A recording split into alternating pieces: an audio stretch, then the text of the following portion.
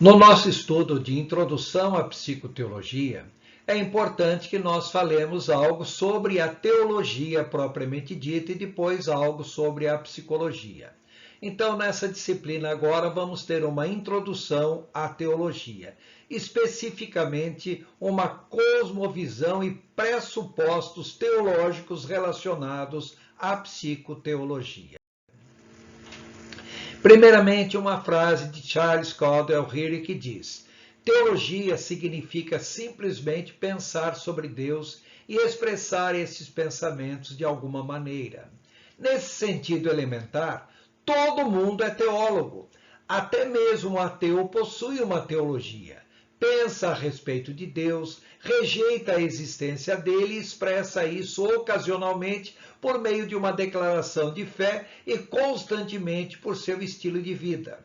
Os seguidores de uma religião não cristã substituíram Deus verdadeiro por uma falsa divindade e demonstram sua teologia de várias maneiras. Mas a maioria dos leitores deste livro, e isso também serve para aqueles que estão fazendo o curso de psicoteologia, deve ser de pessoas que creem em Deus e provavelmente também em Jesus Cristo. Por isso, seus pensamentos, estejam eles sistematizados ou desorganizados, estão voltados para o Deus vivo. Esse é mais um motivo para que se estude teologia, pois o tempo e a energia que dedicar pensando a respeito do Deus verdadeiro não só vai expandir sua mente, como também afetará sua vida. Como dissemos antes, ao falar em introdução à teologia, o nosso objetivo aqui não é fazer um estudo amplo ou pegar vários aspectos da teologia, mas apenas fazer a apresentação de uma cosmovisão cristã e de alguns pressupostos teológicos do teísmo fundamental. Teísmo é a crença em Deus, mas diretamente relacionados à psicoteologia. Pressupostos psicológicos não são rígidos, uma vez que mudam muito com o tempo e em função da abordagem psicológica. Por outro lado, os pressupostos teológicos são mais rígidos, uma vez que as crenças são mais rígidas e não sujeitas à comprovação empírica. Primeiramente, vamos fazer uma conceituação de teologia. A palavra teologia vem do grego theos, que quer dizer Deus, no sentido do Deus verdadeiro, ou um Deus qualquer. Também pode ser usada para deusa, para divindade, e também significa poder, poderoso. Ou seja, a palavra Deus em si significa poder, poderoso.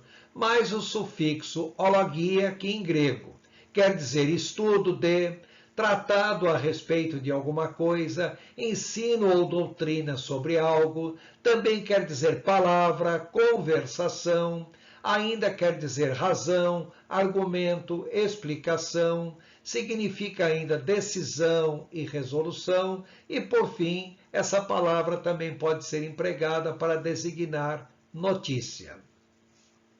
A teologia estuda as revelações de Deus, ou Deus, no caso de ser um Deus qualquer, quando se refere a outros deuses. Então, a teologia estuda as revelações de Deus aos homens e seu caminho oposto, ou seja, as manifestações dos grupos sociais em relação a Deus ou às suas divindades. Esse caminho contrário o modo como o homem se relaciona com Deus é chamado de religião ou, mais genericamente, de fenômenos religiosos. A teologia é a interpretação racional da fé religiosa humana. Ou seja, teoricamente deveria ser a revelação de Deus, mas na realidade a teologia é o modo como a pessoa olha Deus, como o modo como a pessoa olha as manifestações religiosas. Vamos primeiramente fazer uma breve história da teologia cristã.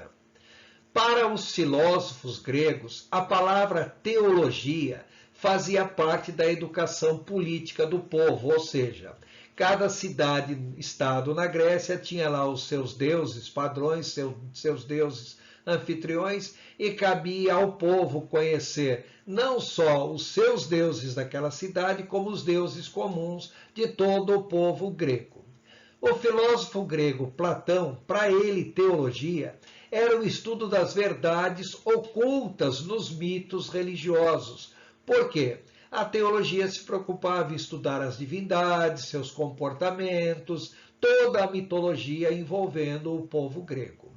Para Aristóteles, que foi o maior de todos os filósofos gregos, os teólogos em si eram criadores de mitos religiosos, ou aquelas pessoas que não só criavam, como também se preocupavam em divulgar e expandir a crença nos mitos religiosos.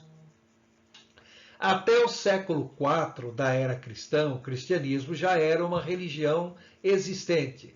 O termo teologia e teólogo não eram empregados dentro do cristianismo e sim dentro do paganismo da religião grega. Porém, Gregório, que foi o pai da igreja, o primeiro pai da igreja a receber o título de teólogo, ele viveu entre os anos 330 e 389.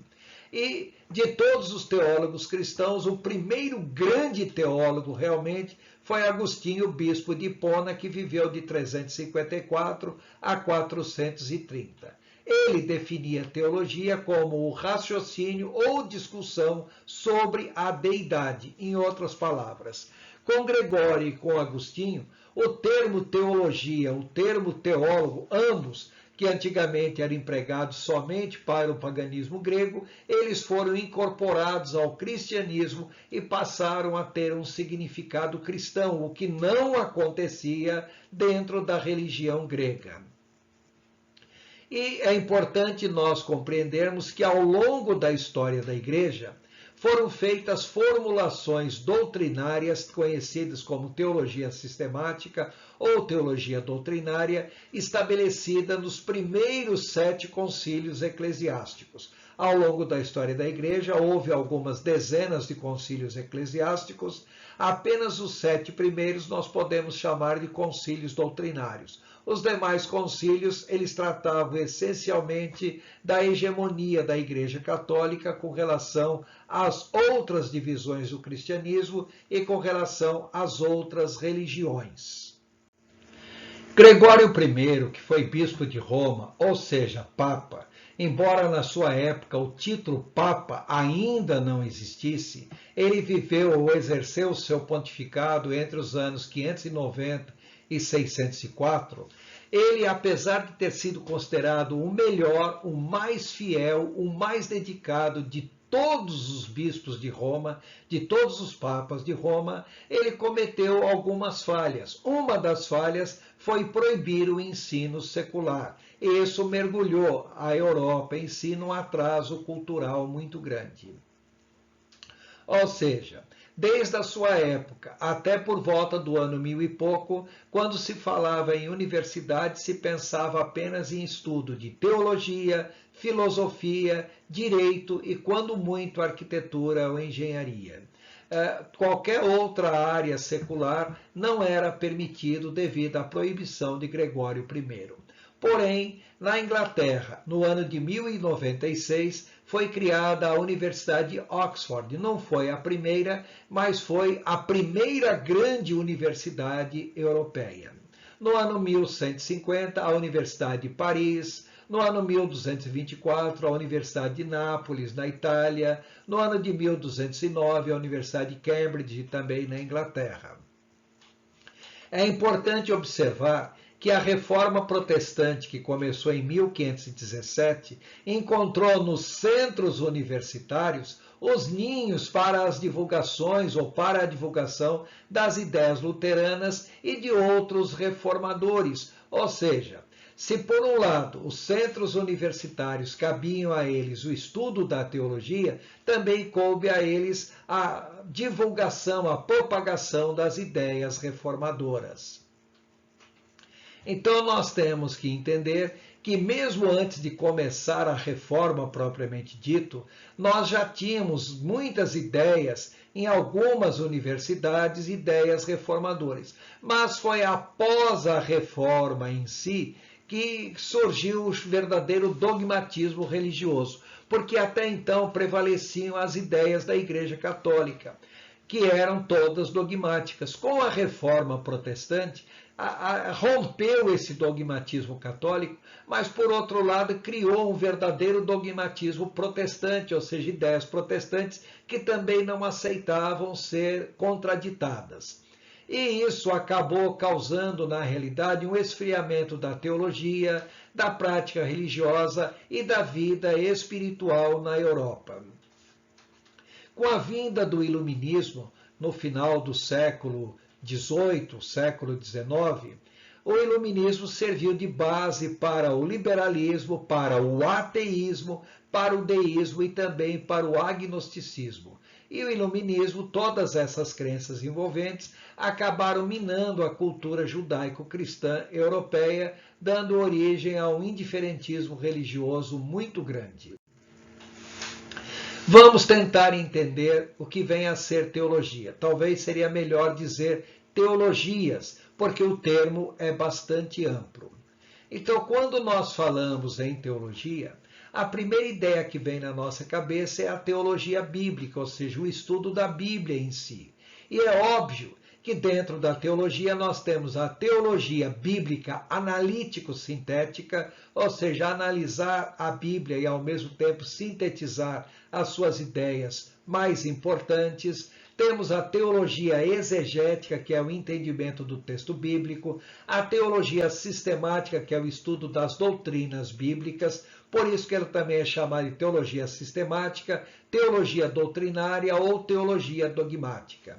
Temos ainda a teologia histórica, a geografia bíblica, a teologia bíblica autoral, a teologia apologética, heresiologia, o estudo das línguas originais da Bíblia, a crítica textual, a hermenêutica, que é a interpretação bíblica, e o estudo das tipologias bíblicas de modo geral. Tudo isso está abrangido dentro da própria teologia bíblica propriamente dita. Existe também a teologia por época histórica, ou seja, ao longo da história da Igreja, houve fases diferentes onde os conceitos teológicos mudaram bastante. Então, dentro da teologia por época histórica, nós temos a teologia patrística, ou teologia dos pais da igreja primitiva, depois a teologia medieval, que nós podemos dizer a teologia católica que predominou, depois a teologia reformadora, com o início da reforma protestante, e a teologia contemporânea, a teologia atual, que começou principalmente do século XVIII para cá.